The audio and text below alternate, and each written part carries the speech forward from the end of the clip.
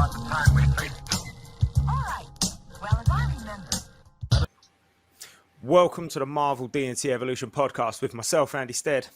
And I'm Jarian Gibson. And I'm Alex Straub. And for DC Takeover weekend, we have been joined by Paul Edwards from DC World. How you doing, Paul? I'm good, thank you. Thanks for having me on as well. You're very, very welcome, mate. Very, very welcome. So it's a slightly different show for us this week. It's been DC Takeover weekend on our group. It's gone really, really well, hasn't it, Alex and Jarian? It's been the uptake and the engagement has been great.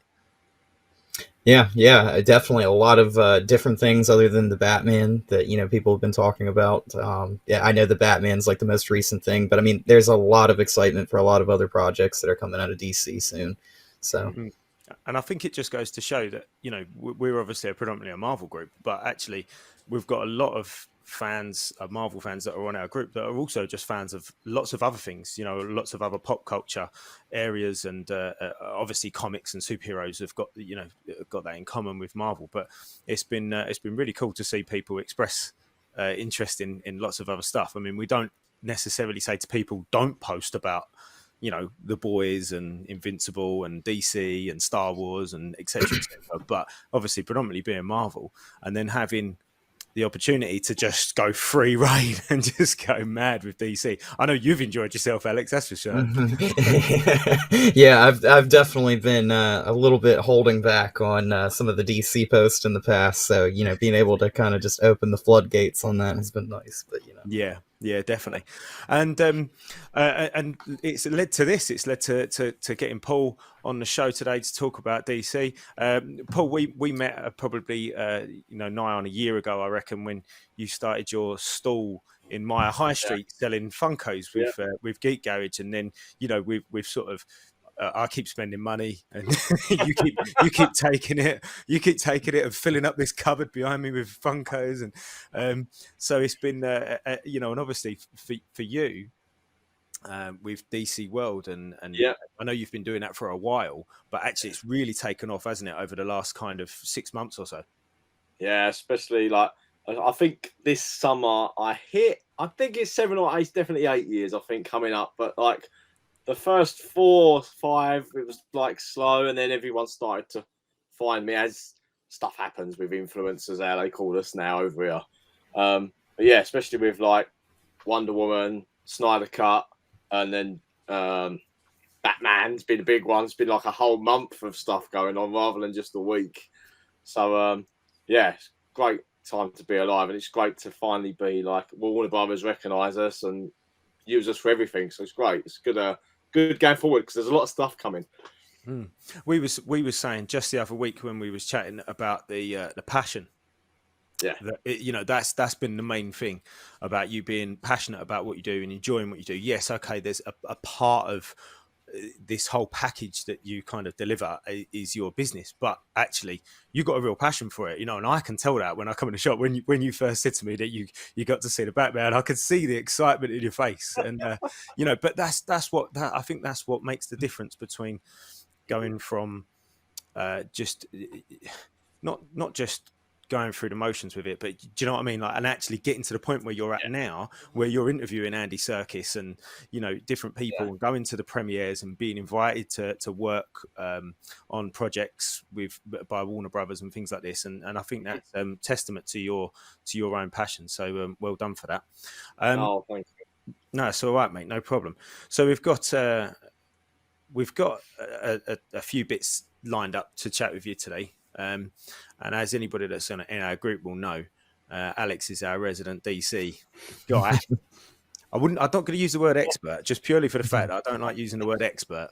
I don't think anybody should call themselves an expert, because that means that there's no room there's no room to grow. Then is there? So, Exactly. So Alex is going to kind of run this session today, and ask and start probing away at questions. And I dare say these guys won't hear my voice very much, will they, Alex? But obviously, guys, if you're listening, if you're watching, get on there, drop us a comment, say hello. And obviously, towards the end of today's show, we've got the giveaway. Paul kindly donated for a set of 4 Batman Funkos. Yes. that he's gonna. Almost gonna say personally deliver then, Paul, but that he's gonna get out to might be a you bit far. guys. He's gonna get out to you guys. We do know the winner. The competition's closed. We know the winner. We're going to announce that at the end of today's show. So, without any further ado, Alex, crack on. I know you've got some questions. Let's get going. And if anybody's listening and they want to ask some stuff to Paul or Alex or me or Jari, not that I know much about DC, but it'll be fun. So get on there, ask us some comments. Let's see where this goes. Over to you, Alex. All yours, mate. All right. So after watching The Batman, I really think this movie is like a true love letter to Batman. Love this film. I feel like you might feel the same way, Paul, based on your excitement about it. What do you think? Do you think Pattinson really did a great job playing Batman? Do you think that this is like a true detective story for Batman? Yeah, definitely a whole new version. Pattinson, I was at the beginning thinking, I'm hoping it ain't going to be a film where he hasn't got a lot of dialogue in like they've done in the past, and he's just the guy and the cow, and he has like 20 lines in the film. Mm-hmm. But spot on Batman, just in like the nightclub scenes and stuff, just taking no crap, just going in there. It's weird. I seen my third viewing the other night, and it's done something to me. I think even my son's the same. It's like the score, the soundtrack, the theme, the film, the cinematography, the acting.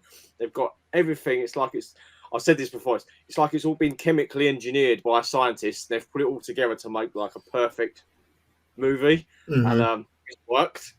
Brilliant. I love how in this movie they use silence as a communicator for the Batman. Yeah. Like he'll literally just look at people and not say a word and communicate a message. And he'll do the same as Bruce Wayne as well. For instance, with that scene where he like looks at the child who's an orphan, and you can tell he's looking at that child, like seeing himself in that child. You see it multiple times with when he's talking to the police and like, hey, you can't do that, and he just stares at him and they're like, oh, okay, you're the Batman, sorry. Like, but I really thought that this kind of looked at like a few stories like The Long Halloween, a few things. Is there anything that you think it really relates to in your mind? I'm not big in the comic side of the world. I know there's a lot of it in the film, but yeah, stuff like The Long Halloween, the style of how he's done Gotham in there was very on the comic style of it, and I loved it. Like completely different to Burton's. I just see that the other night with Batman Returns was on. How different it all is now, and it's more spot on now, which is like what the fans really want now, and to see all these versions. And there's a lot of comic fans and readers out there that want to see it on screen, and it's probably quite hard to get some of that stuff on the screen. They do it the best way they can, and with every genre they've tried the best. But yeah, no, I'd agree. He's done a fantastic job on it. I I'll jump in on that one as well. So we've seen how many real different versions, because Kilmer and Clooney were pretty much the same, weren't they? Like their versions were kind of the same. I know we don't want to talk about much, but they were kind of the same. So you've got Keaton, Clooney, Kilmer, Bale, and Pattinson. So I mean, yes, and I know we've had Adam Affleck and all those. Will Arnett in the Lego Movie. Will Arnett, yes, still my favourite Batman. Yeah. Yes, mine too. First time. But we've kind of seen 4 different variations. I mean, even Affleck was a little bit like Bale in Dark Knight Rises, the last one, where he was like that more older, weathered Batman, wasn't he? Yeah. So, but we've kind of seen 4 different versions. Yeah. So my question, I guess, in relation to the comics, have we seen those different versions in DC Comics before, or are they? Do you know what I mean? Or are they pulling just one little aspects out of the comics and extrapolating it to create? Clooney and Kilmer's was very flamboyant. All the colours were. Do you know what? Does that make sense? Does that make sense what I'm saying? I feel like that's a result of the times almost that kind of led to that. You know what I'm saying? Like that was kind of like the style of that era. Kind of, it's kind of like how I would say almost like DC Comics was more colorful with some of their artwork in the books versus now, like they tend to be kind of like a darker style. You know what I'm saying? Like it's so I kind of almost feel like that was maybe like a reference to the times almost. I could be very wrong on that. No, But I get what you're saying. Actually, if you look at the era that they were made, like Keaton in the sort of 80s. It was an 80s movie, wasn't it? It was very much an 80s movie. The Clooney and Kilmer, they very much were 90s movies. And then if you look at the Bale and Affleck, that was kind of that turn of the century style. And then obviously, I don't know, I haven't seen Patterson, but it seems like it's very modern. I mean, even if you take like the Batmobile from like Keaton's movie, look at how much of like an eyesore it looks in comparison to like the Batmobile in the Pattinson movie. Like that Batmobile looks sleek, I think, in my mind. Like it looks more like a muscle car. I mean, that's just my personal opinion. No, I agree. I don't know, Paul, what are your thoughts on the Batmobile in the new movie? Love Keaton's. I love the Tumbler. They've always been my favourites. But when the first trailer came for the Batman, I hated the Batmobile. I was like, this isn't a Batmobile. Yeah. I took it into context that it's his second year as Batman. It's all very new and fresh. He's got to build this. It's all very, he's not a superhero. He hasn't got powers. So this has to be made out of stuff and turbos and whatever we put in it. And getting to see the car in London the other week, it is massive. You can't see it on screen, but the tyres are massive on this thing. And the front, just from the front view of it, it's very wide and it's very big. If you had it behind you, you'd just get out of the way. You can see it on film. You just, until you're standing in front of it, you can't see how big it is. And the back has like each side in the back going backwards into the boot was 2 turbo systems, and it was just mad how they've created it. And once I heard it start up in the cinema, and the chairs are rumbling, it's just here we go. Yeah, it really got me. I love it. Yeah, I love it now. I was just going to say, just jumping on what you just said there, Paul, because obviously I haven't seen it. I didn't know this. So he's only 2 years old as Batman in this movie. Yeah, it's his second year. And spoiler alert, anyone. We've already told him that. We've already told him. Yeah, it's very early. Second year. He's just building this car. You see it in the background, and then all of a sudden, at a certain point, it's available. But yeah, that's what I liked about it. It was all very early and fresh, and who knows where it's going to go if they do a sequel or two. And it's obviously they like to change stuff up a little bit, and yeah, it might get some fins on it or something. I don't know, but yeah, does it need fins on a muscle car? Can you put fins on a muscle car? Sorry, I jumped in there, Alex. You was going to say something. Go on. I was just going to say I absolutely love the introduction of the Batmobile in this movie. Like, it's just one of those things where you never even expect that it's coming when it's going to be introduced, and then all of a sudden it's just there. And then they have this amazing car chase scene after it, and then the scene where it ends and he's walking towards the car that's flipped, and you see his cape blowing in the wind, and you just see the flames, and you see his black silhouette. It is like one of the best shots in the movie. Like, I absolutely love that shot. It is awesome. There's a lot of good cinematography in this, by the sounds of it. The visuals, I think they really caught Gotham really, really well. They really did a really good job at trying to like do a like dark, gritty underworld. And you know, Paul, you mentioned going to the club scene. I love how they do that thing where he goes back to the club 3 times in the movie. Yeah. 3 different ways. He goes as Batman, then as Bruce Wayne, and then he sneaks in the 3rd time. And he does it differently every time. And when he goes as Batman, they're like, get out of here. And when he goes back as Bruce Wayne, they're like, oh, Mr. Wayne, please come in. Like, we would love to have you here. You know, but in comedy, you know. Yeah. And like they do a really good job with it. And I also really thought that they did a really good job with Catwoman in this movie as well. Really liked that kind of like dance fight kind of thing that Selena Kyle and Bruce Wayne kind of have, you know, at one point in the movie. Going back to, I love that kind of thing. What you was just that what you just said there. That when it's a fight, but there's something else going on. It's like a performance. Yes. Yeah. And that was just, and I know we're talking about DC, and sorry, but a little bit like Wenwu and I was just getting ready to say that. Yep. Or I was when you literally watch, like, thinking that. when you watch like the hidden, Crouching Tiger, Hidden Dragon type of which fight was very style. much like Yes, that yep, scene. Yeah, exactly. there's something else, like you said, it doesn't matter what it is, but something else going on. And I haven't seen obviously I haven't seen the Catwoman and Batman fight, but it sounds like there was something else going on rather than just them wanting to kick the crap out of each other. Yeah. Mhm.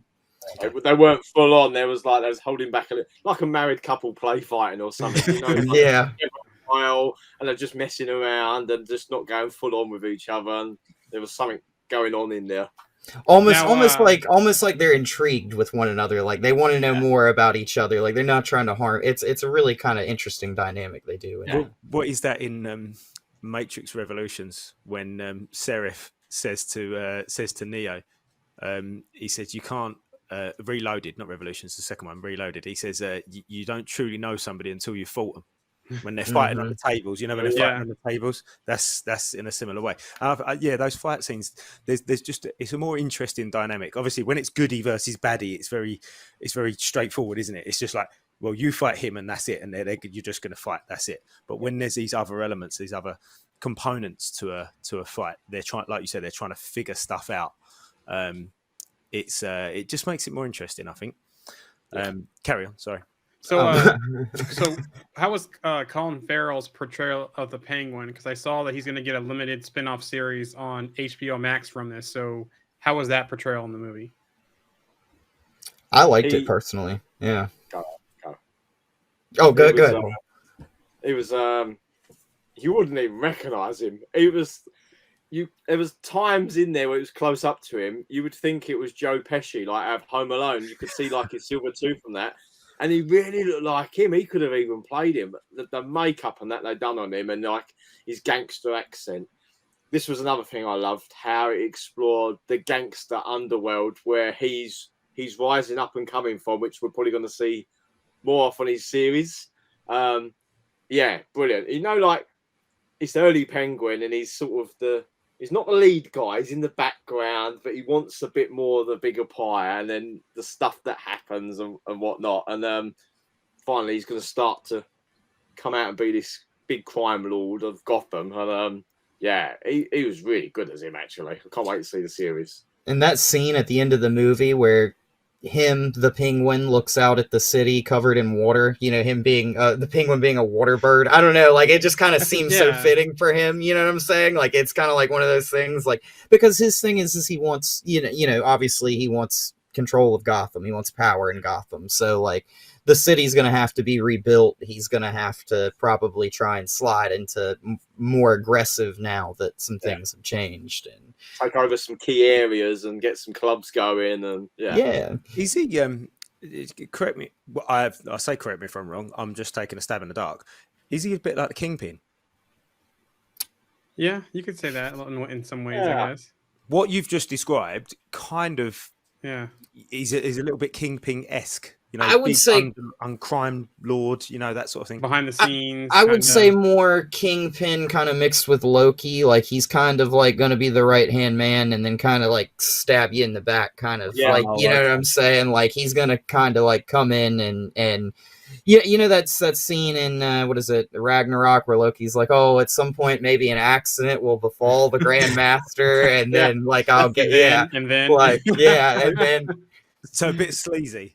Yeah, and I mean, he's out for himself as number one, but like, you know, he's notorious for like working with like all the different mobsters, all the different gangs, and working on his own agenda and stuff like that. So, gotcha. He's very like yes sir, no sir. He'll follow and do anything for anyone, but in the background, his own stuff's going on. He's calculating. Yeah. Definitely. Gotcha. Just before you go on there, guys, just going to say hello to a few people. Just we've got the RMC. He's there. Lisa's there as always. Hello, Mark. He only saw the Batman yesterday. Mark only saw the Batman yesterday. He was a bit worried that we was going to spoil everything for him, but he got in there and went and saw it. Sorry, Mark. You spoiled it for everybody else, though, Alex. Jamie's there as always. Oh, and he said that there's no in between with Farrell. Yep. He's either fantastic or he's terrible. Mm-hmm. And Roxy's there as well. So, hello guys, how are we doing? Nice to have you on board. Carry on, Alex. I just wanted to say hello to those guys. So I had a question about the Riddler in this movie because Mhm. honestly, when I first saw the stills of the Riddler's costume, I thought of Gimp in Pulp Fiction, just the way it Mhm. looks. Bring out So the I'm Gimp. very curious to how that played out in this movie. Go on, Paul. No, do you know what? I think Colin Farrell doesn't look that tall to me anyway. I don't know what his height is, but I think it made him not bird-like, but the shape of him and that he was like a penguin. He was quite puffed out, and he was like like an Italian gangster, big guy. You won't mess with him. And they created this guy. Like they've got Colin Farrell in, and they've created the penguin from him and put all that on.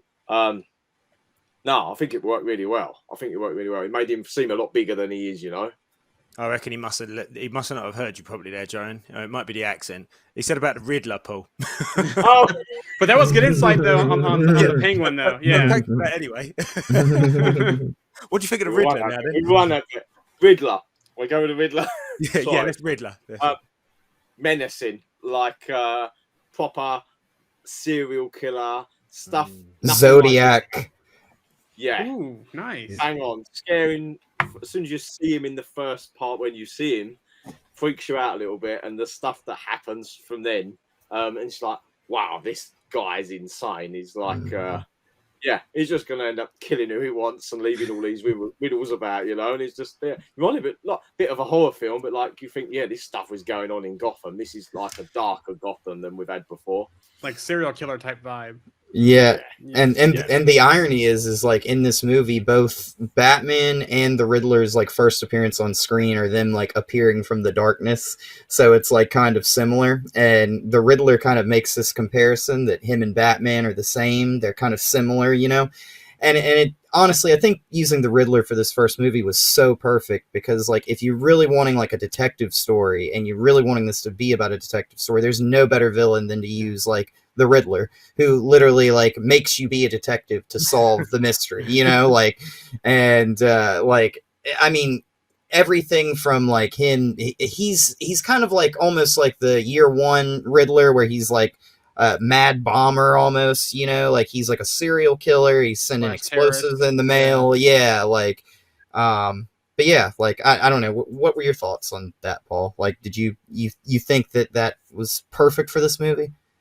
Yeah, bang on for him. Just even I don't want to spoil too much for Andy, but like even the later on scenes in the cell in Arkham, and he's talking to Batman, and you're seeing him now uncovered as the Riddler as himself, and how insane and his plans and what he's trying to plan out, and how he's trying to step 3 or 4 steps ahead all the time. He's planning ahead of working everything out.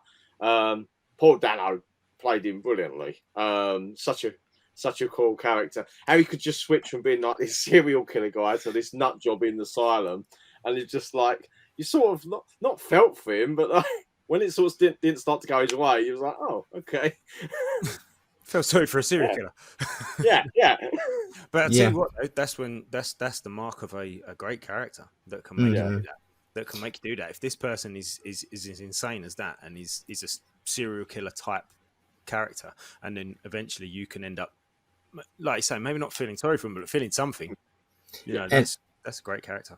And they do this thing in the movie, and I don't think they ever explicitly say it, but they talk about like there's like a reporter that's killed, and the whole time I'm sitting there thinking that it might have been the Riddler's father, but I don't think they ever like exclusively say that it is in the movie, but like it kind of pairs up with the film. So like you know, like it's kind of it's like a weird little thing. They kind of left that in the dark. So like, and then they also have the Riddler sitting there talking to someone else in Arkham Asylum at the end. That's a big spoiler, but it's the Joker, which you wouldn't expect in this movie either. You know, that was kind of a little bit alarming because like you just wouldn't expect to see him introduced in this way, in my opinion. What were your thoughts on that, Paul? I don't know if any of you are aware, at the end of the film credits, a website flashes up very quickly. You'd never see, you'd have to get it on DVD to pause it, but everyone got hold of it. It was like ratalada.com, which was like what the penguin says in it, El Rato de Lada, like the penguin, the bat with wings and stuff like this, was the phrase in Spanish or something. And if you went to the site for the last 2 weeks, it was doing riddles from the Riddler.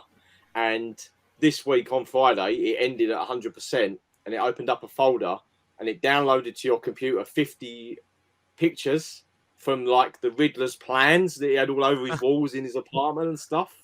And then you get a hidden phrase come up that you have to decipher with his coding. All over it is a lot of ha ha ha ha ha everywhere. And the code was like he says in the film, Gotham loves a comeback story. I'm sitting here in my cell with my new friend. So I think they're teasing heavily of Riddler and Joker definitely for the next one. And there's some online marketing going on already for it, which is bloody brilliant. 2 weeks in. Who was it? Do we know? Barry. Oh, Barry. Wasn't it Barry from Eternals? He played The actor who played Druid. Yeah. Oh, really? Harry Cunningham or something like that. Yeah. Oh, wow. Right. Yeah. Nice. And I know he'd shared a picture like months ago in like on set, say on Warner Brothers set, but he had like a Batman crew jacket on. Mm-hmm. And I think everyone sort of started to think, why is he in this film? Or what's he doing there? And that was him sort of playing him. No, well, he was at because I heard that Sandals. early filmings or showings, they had 2 showings, one with him, one without him, when they did the testing of it, and then they for the final cut, he's in it. So I knew he was in it, and I had some suspicion, but I wasn't sure who yet. But that makes complete sense now. And I also heard that they filmed some footage where the Batman basically goes and he talks to the Joker, trying to get into the mind of the Riddler. And you know, I don't know if that's actually true or not, but if that were real, that would be awesome to have seen on screen, where he goes and he sits down and like asks the Joker, you know, kind of that "Hello, Clarice," like give me some give me some thoughts here, you know, on this. So let's see. Oh, the thumb drive. I was going to read that. That's Roxy said that. I was the only person in the theatre laughing my ass off when Batman said "thumb drive." What's that in reference to? So the Riddler has a really sick sense of humor, and so he basically leaves like the next clue for the Batman in his riddles on a thumb drive, but the drive basically literally has to have a thumb to like access the drive. So he leaves the thumb drive with a thumb attached to it. So and literally like it's a thumb drive. So evidently needs the thumb to scan the thing to unlock the files, which was quite mad. So RMC said the marketing is a big reason not to do away with the Joker fully. Just keep teasing for a while and have the build up and marketing both. Yeah. So as you said, as you were saying, Paul, there's this whole sort of massive campaign behind this extra on top of the film, websites and codes and all of this stuff, and it all leads to the Joker. And I seem to remember that happened before, didn't it? Did that not happen with Heath Ledger's Joker? Did they not do some sort of marketing then where there was a website? I don't know if somebody who's listening can remember that far back, but I'm sure there was something like that. There was like a laughing, or maybe it was for the Joker or Joker with Joaquin Phoenix. I can't remember. I'm almost positive there was something. They may have done. I weren't so much online following all this sort of thing when all that was coming out then, but they did a similar thing with Man of Steel. And over a few weeks, you had to decipher all these coding and cryptonian, and it started unlocking stuff. And then at the end, it opened like a new trailer on a certain day and time and night. What was great was the community all worked out how long a percentage was taking, like an hour and 20 minutes. So they knew it was going to be 6 p.m. on Friday. It got to 100%. What was we going to get? And it's just quite mad how many intelligent people out there to decipher all this coding. Amongst everyone works it out. But it seems, I think they did a similar thing with Dune. They'd done a thing to announce the sequel a few weeks after, and it all went online. So I think they've realised this is like a new social media thing to do this. Yeah, definitely a new way of advertising your movies, to be a little bit more clever about it than just chucking a trailer and a poster out there. Yeah, definitely. There's definitely more options, isn't there? Just there was something I was going to go back on, and I'll tell you what, before we get too further along from Patterson, I wanted to say this right at the beginning when Alex said about Patterson being, what do we think about him being a Batman? Now, obviously, I haven't seen the movie yet, but somebody said, and I can't remember who it was in our group. It wasn't me, so I can't take credit for it. But I thought this was a really good, really good observation, saying about the sort of credentials that Pattinson had to play Bruce Wayne. And they said, if you look at him, what he done in Twilight, he basically played a spoiled rich boy who had lots of psychological issues, and that's basically Bruce Wayne, isn't it? A spoiled rich boy who had lots of psychological issues and sort of had trauma in his past as well. So when you look at it from that perspective, Patterson had really good credentials to play Bruce Wayne. So that's all I wanted to say before we got too far away from the how good was Robert Pattinson conversation. Well, speaking along that, there's a good question here too. Is there any chance that we'll see the League of Shadows again? I like to see Al Ghul as the potential love interest and get to see more of his backstory, or we're just assuming that Alfred trained him in everything. So that's a good question. That is a good question. I would honestly love to see League of Shadows again. I would like to see Talia, but I kind of want that Damian Wayne reference way down the line, where I want Bruce to like have a child that's named Damian Wayne that becomes Robin. That's what I kind of want. We haven't really seen that Robin in a live action movie, and I don't want to see like a 30-year-old man play Robin either. But like the Clooney one. Yeah. So I mean, I don't know. You watch this movie and you see the deep corruption that's going on in Gotham. You see the Bruce's family basically take $1 billion and they put it into a program that's for the government that's supposed to help out with charitable organizations and stuff, and it becomes the mafia and the cops and everybody who's corrupt and crooked, their piggy bank basically. And you kind of get this setup that it could be something like League of Shadows. It could also be Court of Owls, which is a very Illuminati type organization that they're kind of controlling everything that's been happening in Gotham. But it gives plenty of openings for future characters. I don't know. What do you guys think about where they could go with that in the future? I mean, Paul did kind of touch on a sequel. You were saying about sequel stuff a minute ago. What go on. I talked with Matt Reeves. We done a video. Sorry, hold on a minute. Just here's Paul going. Yeah, so I just had a chat with Matt Reeves. I've got to give the context. So the interview with Matt Reeves. In the question was if they were lucky enough, obviously it's going to happen, to get a sequel, would they like to bring in any other characters or who? And the way he said it was he believes that there is still a lot more story he wants to show of the characters we've already seen. So he didn't mention any new characters coming in, but he just said he'd like to explore some of the past or show a lot more of these characters. So maybe in the sequel we may get some flashbacks or something, I don't know, to show a bit of where they've all sort of come from on their journey, which would be cool to see how he's been trained and stuff like this. So yeah, I wouldn't rule it out. It's certainly something I think they might look into. It seems to be delving into the seriousness of it all. So yeah, I think something could come. It would be interesting if they made, say, a sequel and even this into a trilogy, and to only use the villains that were in the first movie. Yes. Just stick with Penguin, Joker, Riddler, Catwoman. Just kind of keep that wheelhouse of villains, and they could very well do it. I mean, they kind of focus more on Carmine in this movie, and more on the mob. But yeah, we say about that a lot, don't we, in Marvel, in the MCU, about how the villains are, what's the phrase, one and done. Yes. Mm-hmm. Yeah, they're one and done. They're in, they're out, they're gone. I mean, obviously we've got a few that haven't been in the MCU, but it's a fairly common complaint, I would say, the fact that you don't get to know these villains very well. Or that story building.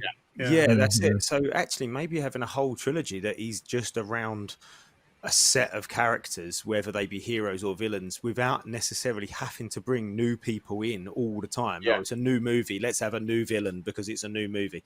I don't know. Is that? I guess part of that is is the merchandise train, I guess, as well. You know, having new characters in to get, you know, new Funkos or new, you know, figurines or new T-shirts or whatever. If it's the same character, it's the same stuff again, I guess. But you know, I think we can.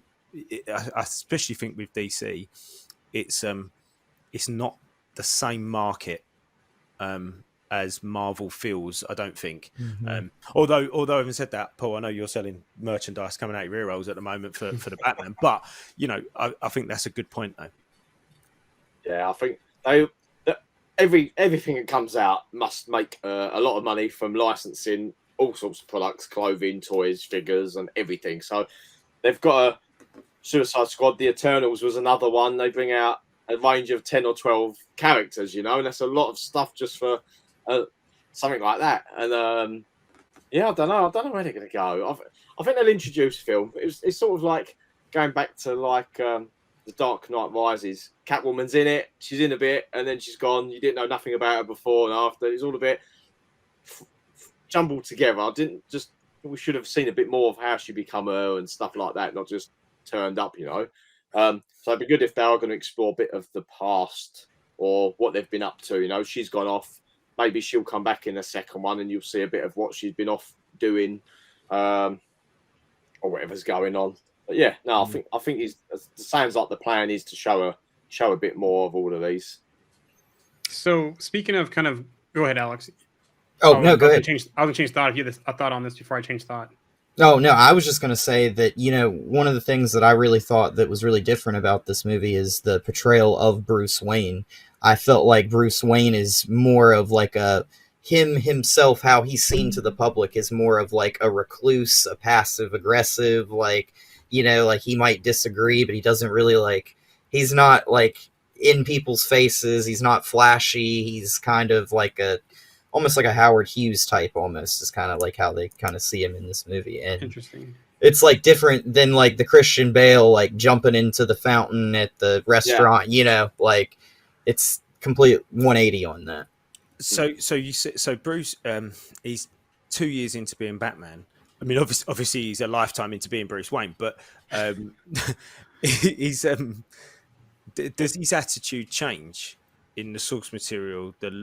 His Bruce Wayne attitude change as he gets older, or is he always the same person? Does that make sense? Do you know what I mean? Is he in your face as he gets older? When he was young, I don't know. Do you see what I'm saying? I think he's the way it is in this one, and this is the way I like it as well. He doesn't care about money or how he looks, because he doesn't like that.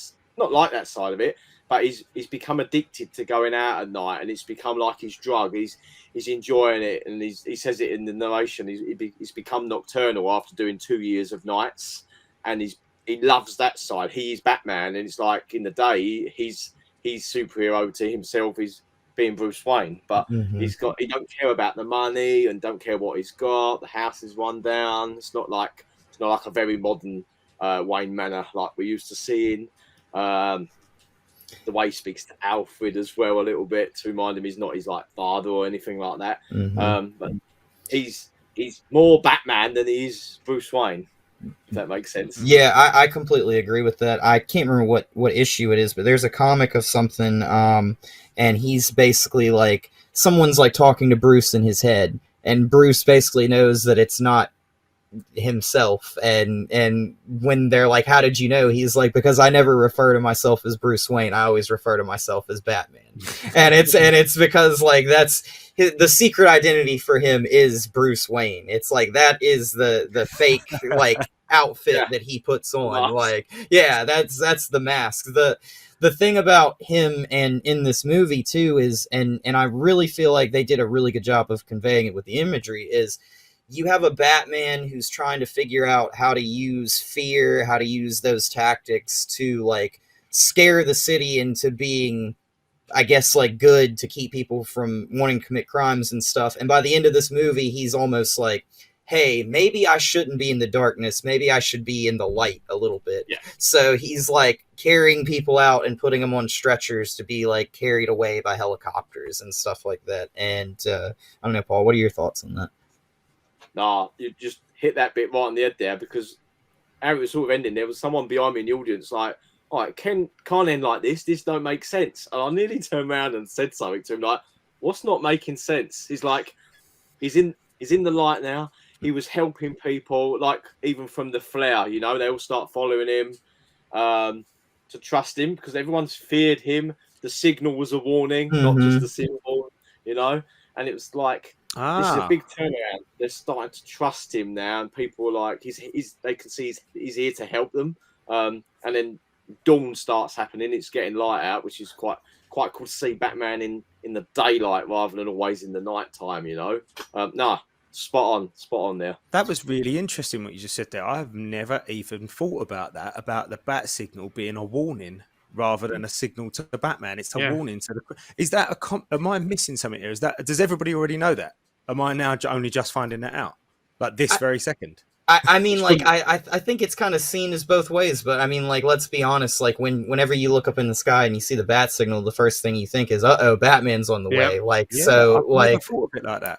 you know, like, and so everybody in Gotham, they fear Batman, and Batman in this movie really feeds into that fear. Like, he talks about people hear a noise in the darkness, and they think it's him, like, coming for them, so they run. And like, you know, somebody's like stealing a tire on a car and they hear a noise and they're like, oh god, and they run away. Like, it's Batman. Like, the signal's going and they're like, hang on a minute, like, this is his way. He's become, he can't be everywhere, but this signal can be. Made him think he could be anywhere. So it's like, you'll see. So there's, let's say there's 100 crimes being committed at one time, and then the bat signal goes up and there's 100 criminals all going, is he coming for me? Hang on a minute. There's a dark alley, there's a corner, and they start looking and they hear stuff, and then they'll start, hang on a minute, we need to back off. You know, it's like that. I've never thought about that, and I guess this is because I'm not a big DC person. And I tell you, this reminds me of the time where somebody said to me about Superman, and they said his internal sort of problem that he battles with all the time. He's not can he interject? Can he get involved? It's should he get involved? Because he can anytime he wants. He can pretty much do anything whenever. But should he? And that's his kind of internal dialogue that he has to go through all the time. That's his demons that he has to fight.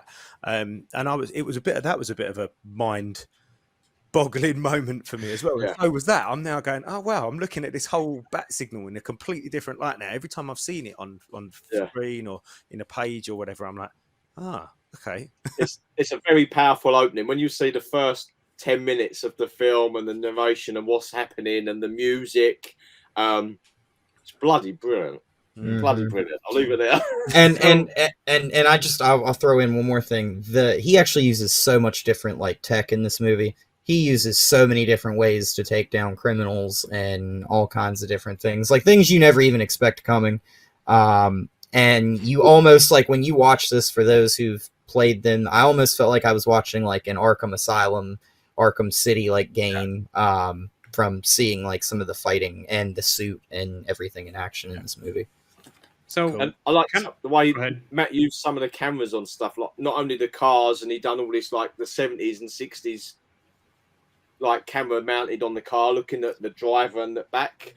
Not only that, he done like when Batman flies in the wingsuit and there's like he's got a GoPro in front of him and it's right on his face showing everything going on, and he's never done this before. It was all new. It's like some quite cool scenes you got out of that as well. Yeah, and this Batman has teething issues with things too. That's the other nice thing about that is like, since it's year 2, he's still like not only working out the kinks about going from being a somebody that's, you know, just feared rather than somebody that's like held in high regard, to also like he's still trying to work out the kinks in the Batmobile. He's trying to work out the kinks in like his suit and, you know, like all kinds of different things. So and even. And even with the police. Sorry, Alex. I was just going to say, I love doing that because in Kick-Ass, he does that, don't he? Like he has that period where he gets the crap kicked out of him, and he keeps adjusting. And Deadpool as well, because he goes out in white at first, doesn't he? Yeah, the different costumes. Yeah. Yeah, Yeah. sorry, Alex. That made me think of those two moments. Carry on. I was just gonna say, and even with the police, it's the same kind of thing. Like the police force, they do not like him. Lieutenant Gordon's the only one that's really on his side, and you have this Lieutenant Gordon that Batman shows up, and the police are like, what the hell are you doing here? And Lieutenant Gordon's like, oh, I brought him. Like he's with me. He's with me. Yeah. And so you really have this like intro story of like Batman where he's like basically seen as like a vigilante and like a threat to the city, and he ends up like kind of changing the city's perception almost on him, even down to the very end. Like, what did you think about that scene with the guys in the top of the building at the end that were working with the Riddler, Paul? It was like, it took me back to the Joker, where the other people were following him and becoming clowns, and obviously the Riddler in this uses social media and gets this certain niche following of nutters, shall we say. And then some other Riddlers turn up to take out like the mayor who's been elected.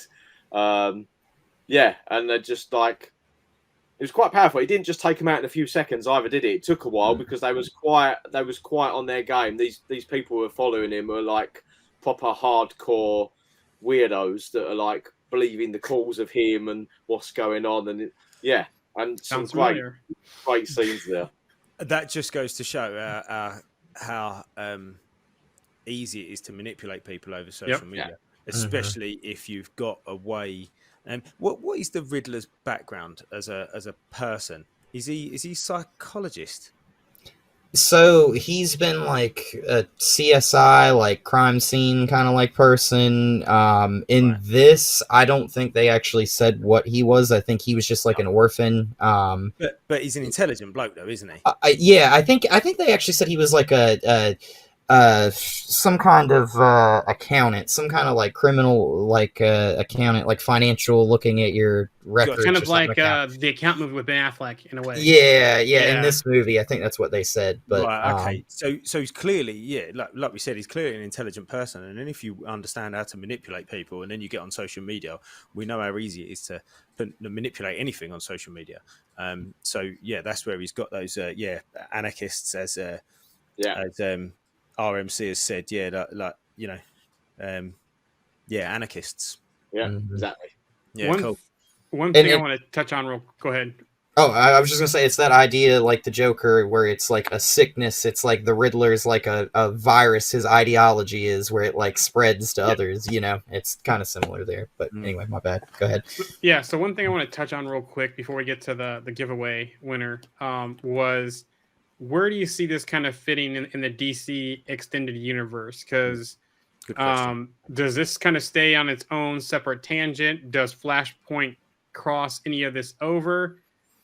Where do you see all this grand scheme of things for the DCEU going forward? I think, in my own opinion, at the minute and how it's going, I think this is going to be just kept in its separate, maybe a trilogy. I don't know, maybe 3 or 4. I'm certainly thinking there's going to be 3 of these, and I think it's just going to be kept separate. I think the Flashpoint stuff's going to go on to a lot of the stuff we've already got. I think Henry Cavill's still going to be about. Don't know about Batfleck yet. There's still a lot of speculation this week. Again, he's around. That's why they've shifted some of these films and the timelines around. I don't know. Snyderverse, another one. I don't think that's gone. I think we're going to be getting some more on that soon. I don't know. But I think this certain Batman is just going to be kept in its own universe. It's 3 films for now. That's what I reckon. I think it almost makes sense to do that, to leave it in its own little, like, realm, if you will, because I think it would make things too hectic and too convoluted, like, especially with, like, them talking about, like, you've heard, like, Ben Affleck and, like, Michael Keaton have been tossed around to be in the Flash movie. Like, people talk about those two. Like, could you imagine if there was a third Batman in that and it was Robert Pattinson, and you're like, DC needs to, they kind of need to get that, like, either in one channel and get the other in one channel and just let them run, in my opinion. It needs to stabilize, doesn't it? Yeah. It needs to stabilize. And speaking to a couple things that I don't know if this is true or not, I read a lot of, I'm like the news person of our group, so I kind of go out and read all kinds of stuff. And look at all different kinds of people out there in social media. And one thing I heard this week was that Flashpoint was going through some reshoots to kind of adjust for the Snyder stuff. But not to take away, but to recognize and kind of add in the Snyder stuff is what I was hearing. But the other thing too is I also heard this if we get Batfleck back, this would be his last showing as Batman in the DCEU. So it'll be interesting to see. Fair enough. Mm. Go on, Alex. I was just gonna say, honestly, if they do that, they should just have like somebody step up as the new Batman and do like a Batman Beyond iteration and make him kind of like DC's version of Iron Man with like the suit and the bat suit. He can fly around and stuff. I don't know. Be a little bit different too. So RMC says, "Oh, go ahead, Andy." No, go on. You say it. You picked me to it. Arms C is saying, I hope it starts off with the new universe style, though dark, gritty, not necessarily connected universe, but I'm open to it. Yes, guys, stabilize first, a good way to put it. And they could even keep Pattinson with a dark, gritty, tough, dark, gritty universe on his own for his stuff and still have the other stuff. And at times, let Flash cross things over if they need to, kind of like the WB did with Crisis type stuff. Mm-hmm. Yeah. Yeah. Just before we go on, just before we go to our giveaway, I think it's just worth mentioning that news has just come through that William Hurt has passed away. Yes. Yeah. So William Hurt, who's 71, obviously in the Marvel universe, played General Ross. So very sad. Sending condolences to his family. From that, obviously a seasoned actor and has played a part in the comic book world as well. So worth just taking the time just to take your hat off to Mr. Hurt there. Rest in peace. Rest in peace. Okay, so we've had a good chat about DC stuff. I say DC stuff. We've chatted mainly about the Batman, but I don't think that's a bad thing. I think look at Paul's face. He's really. So I reckon we probably could have done 3 more shows based on everything that Alex would have been able to talk about, to be honest. But we've got to get on to continued. To be continued. Maybe we'll have another DC takeover at some point, and you can come back on, Paul. Definitely. But before we leave you today, we've got to sort out our giveaway. So the giveaway, Paul kindly donated 4 Batman pops to give away, and we put our heads together, the admins of our group, and decided that the best way to do this was to make it a multiple part giveaway, so a multiple part question to answer this. So what we said was members of our group, Paul, they had to name their admin team, so me, Jari and Alex and the other guys that admin our group, our favourite Marvel character. All right. Okay. So this gave them 7 opportunities to get a question right. So we had some good entries. Mike, Maeve, Tim, Antonio all gave it a good go. We had quite a few people with 6 out of 7. So Roxy got 6 out of 7, and a special shout out to Roxy because she was the first, and I always think it's harder to go first. She was the first one to put her answer in, so well done. And I think it's funny that 2 of the hard ones are on this podcast. That myself and Alex mixed up. Yeah, that's right. Yeah, it's a little trickery going on there. Mark got 6 out of 7. Raj got 6 out of 7. Charlie got 6 out of 7. But our winner, he got 7 out of 7. He's going to Kyle Smith. So well done, Kyle. Congratulations, Kyle. Well done. Nice little sound effects. He's been waiting to play that one. And just so that everybody knows, we obviously had myself with my favourite Marvel character being Captain America. Jarian's favourite Marvel character was Taskmaster. Alex's was Iron Man. Jamie's is Moon Knight. RMC is Wolverine. Oh, we've got a congratulations coming in. Yeah, RMC is Wolverine. Dave is Doctor Strange. And Barb's was Thanos. So, I mean, a lot of people got a lot of them right. And there was a few that were throwing a few people, weren't there? Like you said, you were throwing a few people and Dave was throwing a few people. But yeah, I think there was a couple that everybody got. I think everybody got my Captain America one. I think everybody got Bubs' Thanos one, and I think almost everybody got RMC's Wolverine one as well. So it's good that they know us. So yeah, so that one's going to Kyle, and I think from what I understand, Paul, you'll be happy because he's in Scotland, so you ain't got to send him to the other side of the world. Maybe you could deliver him yourself. I don't know. It's still a long way. It's still a long way. We get posted. Yeah, there you go. So, Kyle, we'll be in touch, and we'll get your details, and I'll get them over to Paul, and we'll get you your prizes. Before we go, Paul, let these wonderful people know where they can find you and all of your sort of streams and channels and everything you do. Oh, thank you. Oh, if you want to follow me for the DC news, we're on Twitter, Instagram, Facebook, YouTube. Everything is DC World or dcworld.org.uk. If you're into collecting and buying stuff, then it's geekgarage.co.uk. We're on social medias for that as well. Thank you.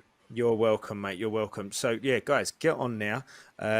Follow Paul's social media streams. He's DC World social media channels.